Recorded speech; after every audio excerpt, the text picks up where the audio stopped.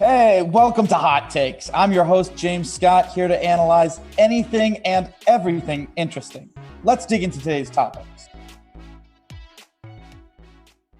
Cooking. What's good? How's everybody doing? It's a good day. It's a good day. I got the Yankees-Braves game on. Yeah, I'll tell you, this is going to be a fun one because the Yankees are trying to continue their winning games streak. They've won 10 in a row now. But they got Heaney on the map, and Heaney gets hit specifically by righties. And the Braves lineup, they got a lot of power righties in there. Albies is better from the right side. You got Swanson right there. You got Soler. You got Adam Duvall. It's a tough lineup. Austin Riley as well, So I'm expecting the Braves to put up runs. They've already put up 2 runs, and we're in the third, and the Yankees have put up 1. But I think that's kind of how it's going to be this game. We're going to see more and more runs for the rest of the game from both teams because, the Yankees pitcher Heaney, he's not a very good matchup for this Braves lineup. And then on the other side is the Yankees are really, really want to keep winning. They really want to keep this streak up, and they're locked in. So I don't think they're just going to roll over either if, all of a sudden it becomes that type of game. I think they're going to put up some runs as well, even though Charlie Morton is on the mound, and he's been much better after his early season struggles. So, that's been what's up, Chris. That's where I'm at right now as Clint Frazier appears on this commercial, breaking my heart in 2, just destroying my heart. Like we got to compensate for that by giving the Astros some hate. So I don't even have anything to say on the Astros. We just can't get through. We can't get through an episode or a live stream without talking about it. And by the way, for all of you out there that are listening, we recently switched our live stream platform over to Twitch. So be sure to look for MLB Hot Takes podcast on Twitch. That's where we'll be streaming every Sunday. Keep it consistent. Let's go. So in today's episode, James has a really interesting episode lined up for us today. I mean, he came to me with his player list. He was, as everyone works on player lists and stuff like that, James has his own. And James just wanted to kind of go through players. He wants to talk about certain players. So we have a player-packed episode today, just talking about how they're good, why they're on the player list, why you should be watching these dudes, no matter what team they are on, except for obviously the Astros. I'm sure he has a few Astros people on here, but he had a bunch. He has a bunch. Look at that. He hates them, but he can't get them off the list. But at some point I feel like you got to be like, all right, I hate these guys. They did some really rough stuff. Some really, evil stuff, genuinely evil stuff. You're just going to keep saying evil. I think you said it 7 times. Yeah. Like Lord Voldemort, like he who must not be named level stuff, evil stuff. Like Darth Vader before Luke brought him back, to the light, we're talking about real dark. But, you got to understand that some of those guys weren't there who are playing for them now weren't there for those years. And then some of the others who were there for those years, namely the evil 3, if you will, who are still there. You have Altuve, you have Correa, and you have Bregman.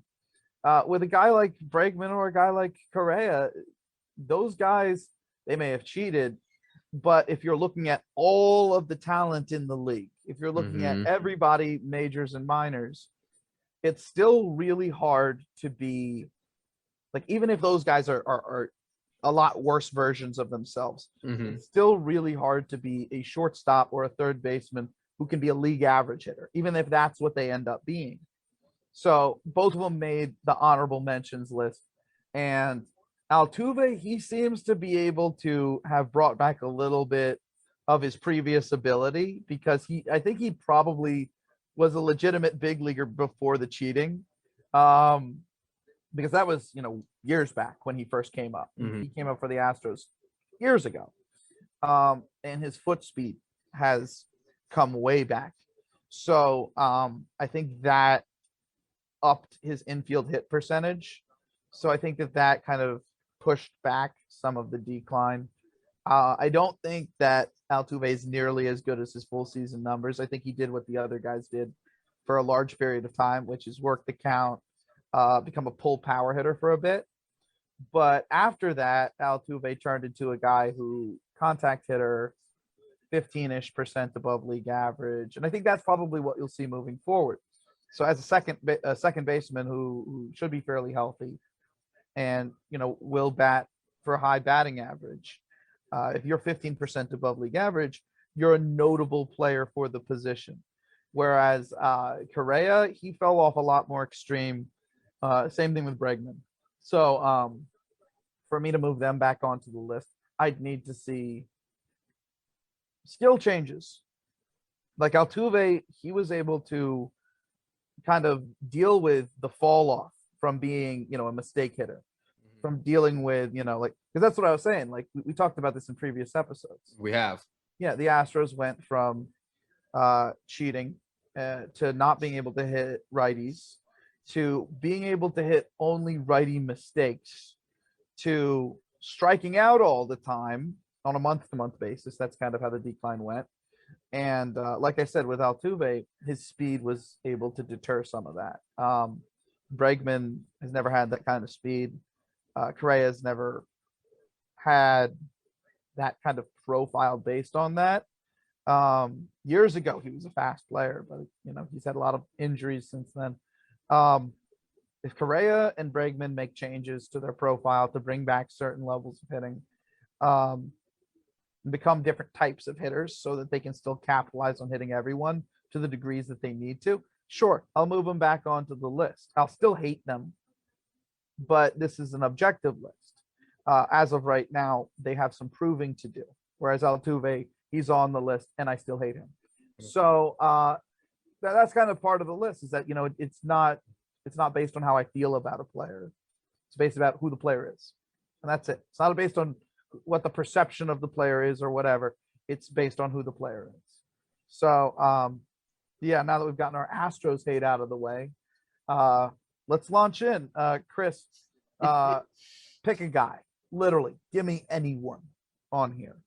All right. And we'll work our way around, All right. So I've been thinking hard about this, and I was like, I think I'm going to start at shortstop. That works. So I want you to talk about Watson. All right. So his name's Khalil Watson. Mm-hmm. He's a left-handed shortstop. He was taken in this year's draft, actually. That's how high I am on him. First round. He is a guy who I think could move very quickly through the minors. He has the swing mechanics that you would need in order to hit for power. He has it from the left side, which makes that even more special and rare. He has speed. He's got good defense for the position. You don't see too many lefty shortstops like historically, although it's starting to become more and more common, funny enough. Mm-hmm. But I see him as a quick ticket to the big leagues. And if he doesn't get hurt, he should develop into a star, frankly. Some guys, when they come out of the draft, are a lot more sure things than other people. I'm more sure on Watson's bat than I was on CJ Abrams' bat when Abrams first came along. So, and Abrams is a great hitter right now. He just was a little long-limbed and arm barred a little bit too much for me. Whereas Watson, he's really quick and wristy, which again, both of them are lefty hitters. Abrams has massively more speed, and I don't know if Abrams is a shortstop. I think Abrams is probably either a second baseman or a center fielder, although he got a lot better at second base. So the high likelihood he'll end up staying at second base. But Watson might be able to stick at shortstop legitimately. We'll see. It's very early after the draft. I like to give these guys a little bit of time to play in the minors before I start to figure out where they should play. Although I certainly look at their defensive ability, but Watson's swing is what completely won me over. Before even I was like, oh, and he's a lefty. Just the swing mechanics and how the ball came off his bat. When that happens with those types of guys, they typically move very quickly through the minors.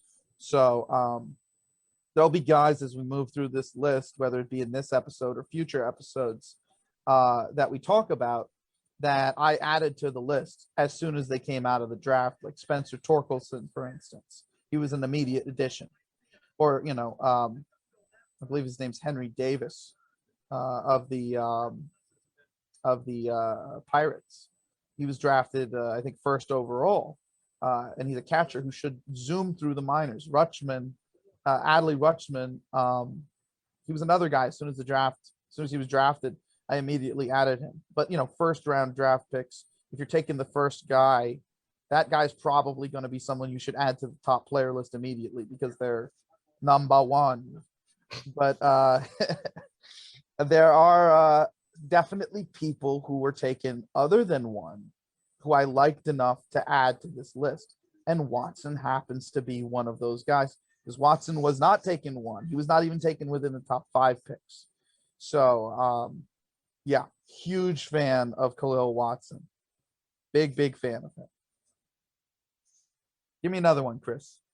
I now want to go with first base. All right. Let's see. I feel like I was going to choose Rizzo. I had him lined up, but I feel like we talk about Rizzo all the time. Yeah. And I feel like we talk about Gurriel all the time. So no. And we talk about Bellinger all the time also. Yes. And Castellanos. Yes. Dude, first base is a horrible. Well, I mean, here's the interesting thing. And I want to bring this up very, very quickly. The way that I make this list is I optimize defense. So Bellinger, when he was in the minors, he was a Gold Glove level first baseman. And given that he's not a very good hitter right now, I think put him back at first base, let him be that Gold Glove first baseman, and let him focus on that bat. And then the hitting will come back. So that's why I have him at first base. Not that it'll actually happen in real life, but it's optimized by position. Like Castellanos, he's not a very good corner outfielder, but he also really has been adamant that he does not want a DH.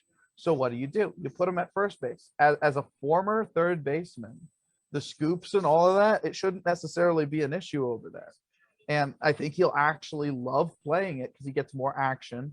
And I think he actually could be a plus defensive first baseman. I think he's got the body for the position. So that's why Castellanos is there. There'll be a couple of other guys that you'll notice throughout this list that aren't playing the current positions that they are playing, but it's because it's an optimized list. Trying to get everybody's true ability, you know what I mean? Yeah, I know. You're lining everyone up to essentially like what they would be good at. So yes, with that being said, what they'd be best at. So with that being said, let's go with Votto. Oh man, I'll tell you, you missed a really good era. Chris, you checked out of baseball for like how many years? A long time. It was, 15 years. Yeah, 10, you missed 10 years. 15 you missed years. The Joey Votto era. Joey Votto has been one of the best hitters in the major leagues for a very, very long time. The last few years, he's been in a very Matt Carpenter-esque season-to-season decline. Although, frankly, anytime you compare a decline to Matt Carpenter, everyone on earth should get frightened. But it was like a 3-season decline, and it could have been perceived as like a 2-season decline because the first year was still a good year, and then it was a little worse and a little worse. And if there was an injury in one of those secondary years, or if because it was a shortened season with the 2020 season, he wasn't able to be his usual second half self, I think it kind of hid Joey Votto. I think he's the same guy. And I think what ended up happening is that everybody was sleeping on Votto. Nobody should be sleeping on a player that good. And ever since the All-Star break, he's been back to his old self. He's been one of the best hitters in the major leagues. And he absolutely deserves his spot on here. Not just as a hitter, but mind you, not just as a left-handed hitter, mind you, but he's still a stud defender for the position. There's not a lot of guys at first base who can do trick plays and start the double play really efficiently. And plus he's a team leader on top of that, which is I think a really important thing. There's not a lot of people who are respected on the level that Joey Votto is respected and really beloved throughout the league. I mean, he's doing stuff this season after like hitting home runs or scoring from like Ted Lasso episodes. I'm not even kidding. Like he loves Ted Lasso, and one of his friends or something showed him Ted Lasso, so he scored and like, you know, he went to the dugout and he was like, me. It was really obnoxious and really funny, but like if you hadn't seen Ted Lasso, you know, you'd be like, oh my God, is he a narcissist or something? But if you know Joey Votto, you know he's just a goofball. This is just a persona. He's just doing things to get people like engaged and having fun. Like Joey Votto, whenever there's a fight on the field that the Reds are engaged in, he always stays on the outside and is just laughing at people. Like, I love this guy. Really? I unreasonably love Joey Votto. Like, he's like almost like a legend at this point in time, because before this one game, which he was ejected in, right? He was kind of just hitting at his, you know, previous couple years levels. But after that game, he was like 98% above league average. So what happened in that game?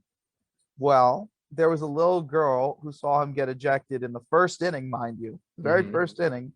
And she was really sad about it because he was her favorite player. And, you know, she had traveled very far in order to see him. And he got ejected, and it was like, oh man. So I think she came to the game the next day or something like that, and like they took photos together or whatever, right? And ever since that game, he's just been a different guy. So he's a legend. The guy's a legend. Like he's one of my favorites. It's just there cannot be enough said about Joey Votto. And also another thing that I think is really worth mentioning is that the Yankees almost had Votto.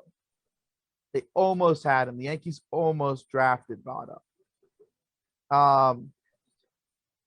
They almost drafted him. What ended up happening was, I think it was it the Mark Teixeira signing? No, that was the one that stopped the Yankees from getting Mike Trout. It was a different one. I forget what the actual move was, but the Yankees had in their books that they were going to take in that slot Joey Votto. And I think that in compensation for someone, Votto was able to be selected by the Reds. And then there you go. So, I mean, one perspective that you could have is that in a different version of this world, Judge, Trout, Joey Votto, all of them on the same team. And also, maybe in that universe, you know, instead of Stanton being a Yankee, Harper ends up a Yankee. You know, like that's the dream universe for a Yankee fan. You know, that's what could have happened if the Yankees had been able to draft those guys, if they hadn't gotten Stanton. So I don't know. You know, when I die, you know, whatever happens, that's where I want to go. There you go. Stop. Yeah. So, all right. Let's do another one. Okay, let's talk about DH. Let's go with Brantley. Brantley is right now the Astros left fielder. He's never particularly Astros. Yeah, he's never particularly been a great fielder, although he's made highlight plays because while he's not fast, he's athletic. While he's not able to throw particularly far, he has sound throwing mechanics. What's really interesting is that he almost succeeds because he's a big guy. He makes contact so easily. He has a fundamentally sound swing, and he can just repeat it. Like there's not a lot else that makes him a really amazing ball player other than his bat. So, but he's a good athlete. He's not ridiculously strong as far as, you know, defense would go. I think that if you put him in some sort of situation where some days he could play the outfield, but most days he would be at DH, what you would be dealing with is a guy who could properly focus on his bat. And I'll tell you, he's a very special hitter when he's hitting. The kind of guy who, despite being a lefty, can hit above 300, which is uncommon in an era with the shift. Also, a guy who would have power when he's at his best, 25 home run type power when he's at his best. So you put him in a lineup that benefits him. You put him in a ballpark that benefits him. You reduce his role into something like that, and who knows how good he could hit. You know, he might put himself in the MVP race for a year, like LeMahieu did, for instance, when his conditions became optimized. And I think the perfect spot for him to mainly be playing in order to do that is DH. Doesn't mean to never play him in the outfield. I think certainly he's going to be one of those guys that you have to play out there in order for him to be comfortable, happy, and probably to keep some of his coordination. But DH is the spot. And that's Michael Brantley. Give me another. Let's go with, I want to go with center. All right, so I have all of the outfielders kind of smushed together into a 46-man list. So center fielders on there are, there's a few. Let's see. Optimized. I'm going to go through. Springer's probably. Stevenson. Well, Stevenson's a catcher. Oh, catcher. I'm like, I can't see the center fielders then. That's well, why they're, you they're gotta within, scroll up. they're within the OF list. Oh, okay. So you got like Trout's here, Buxton's here, Loreno's here, Kane's here, Enrique Hernandez is here, Luis Robert is here, Cedric Mullins is here, Jason Dominguez from the minors is here, Hicks is here, Florial from the minors is here, Jesus Sanchez from the minors is here, Joe Adell just came up, he is here, Julio Rodriguez, Aaron Judge, you know, these are all different outfielders as, you know, as we move across. But yeah, so there are center fielders within there, but it's all pushed together. Okay, so I'll just choose a random. I'll choose a random. Just pick an outfielder. Pick an outfielder. I'll just choose an outfielder. So let's you know, I'll do like 2 outfielders. How about that? So let's. I like that. Yeah. Let's do Davis. JD Davis, and let's do we talk about Trout all the time. Let's talk about Buxton. All right, so Buxton's a true talent center fielder, phenomenal hitter. His bat finally came around this year. I was waiting for it. At one point in time, he was a 3-year in a row #1 prospect in baseball, which like never happens. He's got 80 grade wheels. He's got 80 grade defense. He's got a plus throwing arm. He's got plus power. He's got a good hit tool, although it's not an elite hit tool. Certainly his aggression allows the hit tool to seem worse than it is. So the hit tool is actually, it's good. It's just not as good as a lot of his other skills. He's got the body to put on more muscle, but right now he's a track star.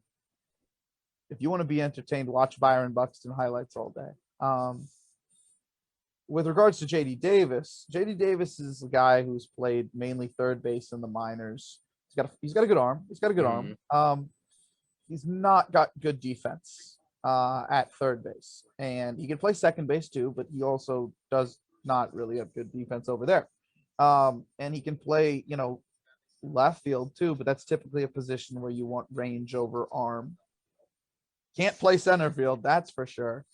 But if you have 2, you know, rangy outfielders, your typical good center fielder and a proper left fielder with range, I think you can hide JD Davis by having him play back in right field and just use his arm on balls in front of him, on balls off the wall.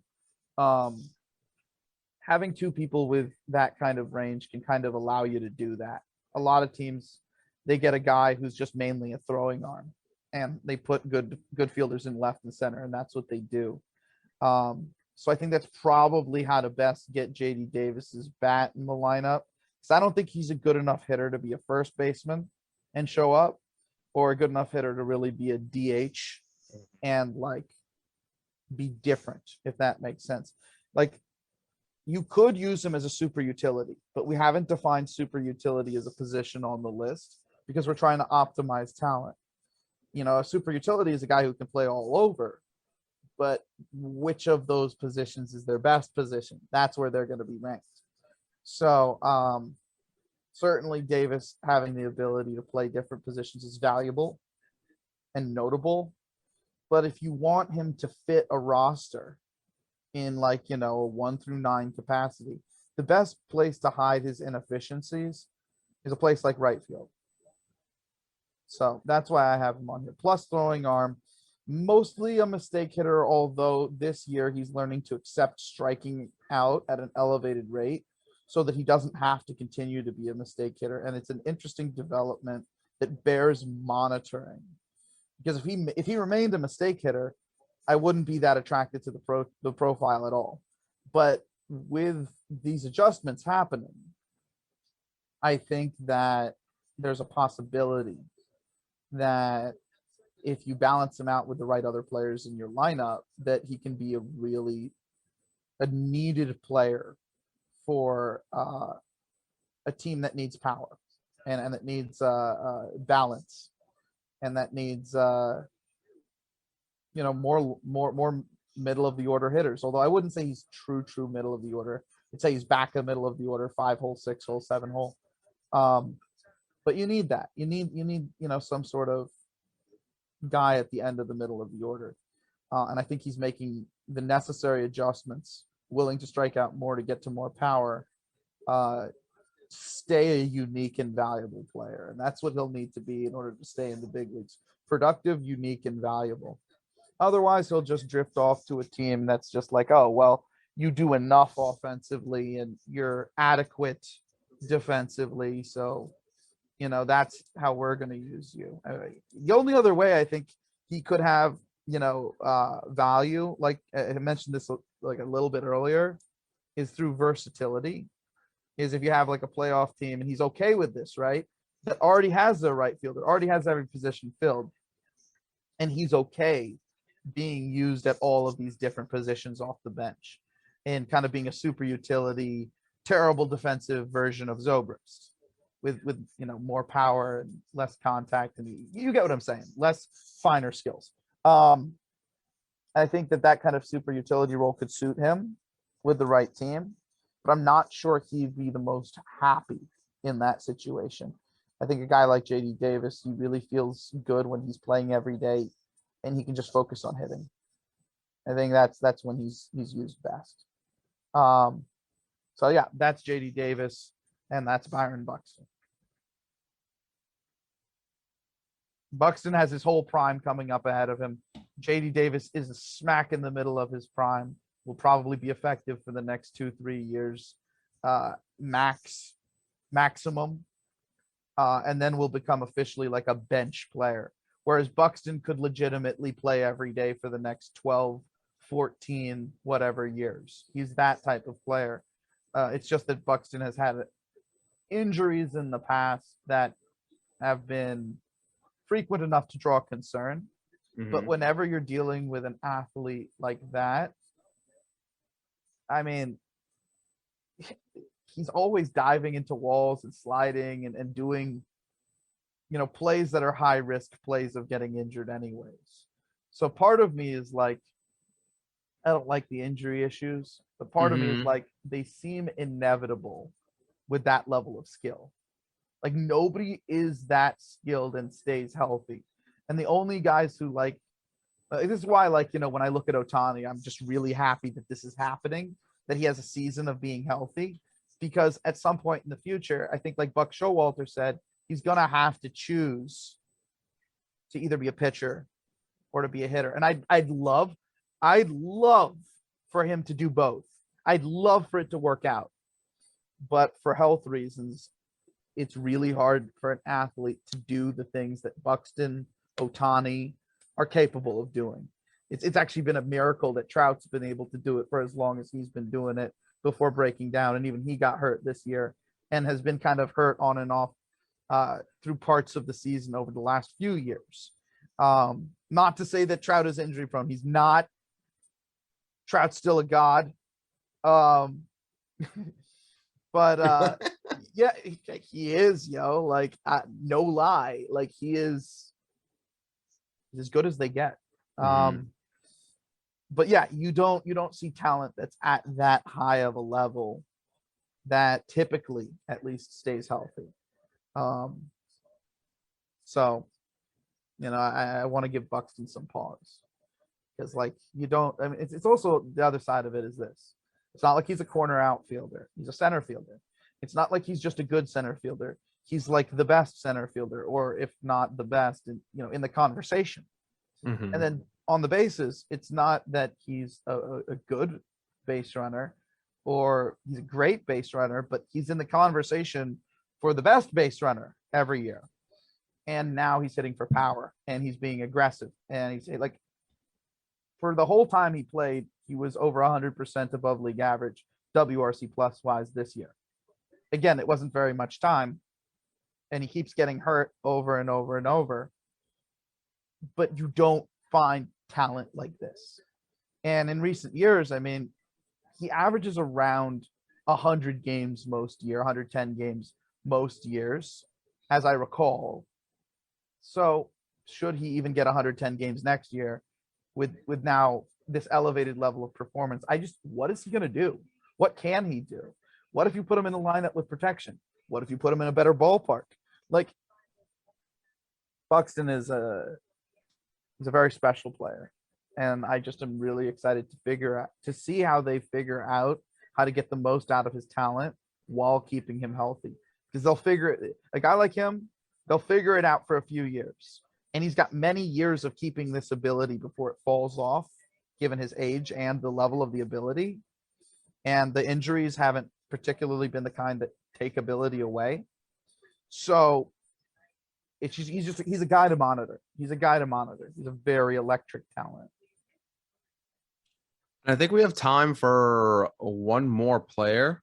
Yeah. I like this. Yeah, I like this. We can jump around. We can do this a few episodes. Like, yeah, we can do this more. Yeah. So let's do as our final one. Where are your hitters? Let's finish with a hitter. So everybody that is above this mark right here is a hitter. So you got designated hitters right here. Yeah. In this column. There's the outfielder column, these two rows. Then you have the third base column, which is that row. Let's talk about Mountcastle. So he's a really interesting one.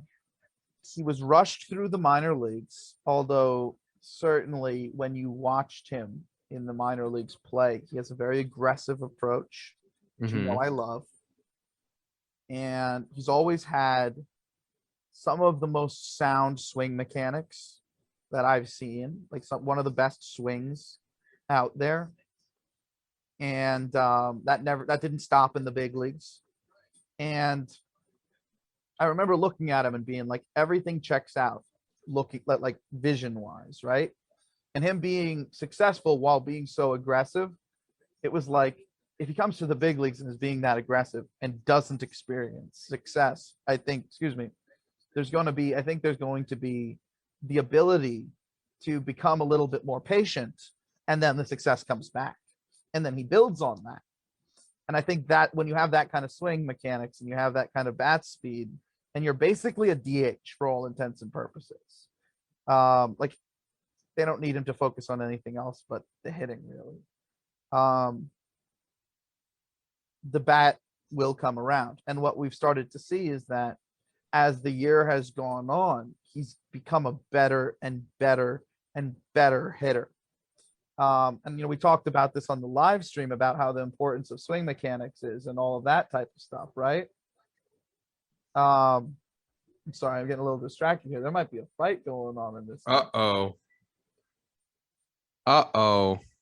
Yeah. Who's fighting? Jock Peterson's yelling at Andrew Heaney. Oh. And there comes Ron Washington. Yeah, let's go. Let's go. Let's go. Oh goodness. But yeah, Mountcastle, if you put him in a lineup with protection, being the kind of aggressive hitter that he is, you give him a few years to develop. You know, he fit great with the Red Sox, I'll tell you that.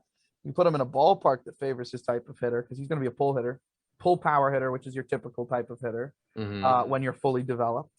So I don't know. I think that Mountcastle could be a guy who could hit for batting average, guy who could hit for power.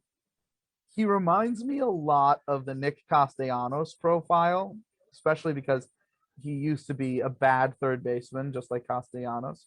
And he got moved to left field and became a bad left fielder like Castellanos. And if you reduce his role, his hitting should get better like Castellanos. Or if you give him lineup protection and put him in the right situations and let him develop, he should hit like Castellanos. The only difference is Castellanos has that typical Chris Bryant, JD Martinez, who else swings like that? Nolan Arenado. He's got that front foot swing, that type of swing where you're way out front, and it's not necessarily a bad swing if you can always get on plane with the ball. But when you're getting older and your bat speed slows, you can start getting attacked high with high fastballs. And it becomes a bit of an issue. But because of how handsy Ryan Mountcastle's swing is, I don't think he's going to be that type of guy. If you look at his swing mechanics, they're completely different than Castellanos. It's just a very similar profile in that, like, both of those guys are aggressive hitters who had to bounce around because they didn't really have a position, who, you know, moved fairly quickly. And I think that some of the development, just like for Castellanos, is going to have to happen at the big league level for Mountcastle. And I think we're already starting to see it. But yeah, Mountcastle as a Baltimore Oriole, it's not like you're going to see very much lineup protection for him for a while. And he does have some development to do. So we're probably going to see him stick with that team and slowly turn into a middle of the order hitter. And if their team is not in contention by that point in time, and he's getting closer to free agency, which is, I think, what's going to happen, they'll trade him. And if you're a team that has lineup protection and a hitter's ballpark, at that point when he's fully developed, go after him, because the situation change going from Baltimore without the lineup protection to, you know, your contention team. In theory, if you're in contention, you got a lineup protection. He'll hit for batting average at high levels. He'll hit for power at high levels. It'll be something like Castellanos has been doing, where your batting average is above 310 and your home run rate is above, 33. And that's as middle of the order as you get. That's a true 3-hole hitter. But I think, you have to wait until he's developed for a team that hasn't given him lineup protection. Maybe deal for him in like 2025, something like that. The Orioles fans don't want to hear that. Orioles fans want to hear, put him in there with Adley Rutschman, and you're going to bring him to the World Series. I'm sorry, you guys need a lot more. One of the 4 worst teams in the major leagues. You guys need a lot more before you can start talking about which people who are on your big league team right now you want to keep when you're contending. Like, figure out how to get to contention first. Like, guys who are going to be on your team at the beginning of this window, while you're one of the 4 worst teams at the major league level, you're not going to improve that quickly.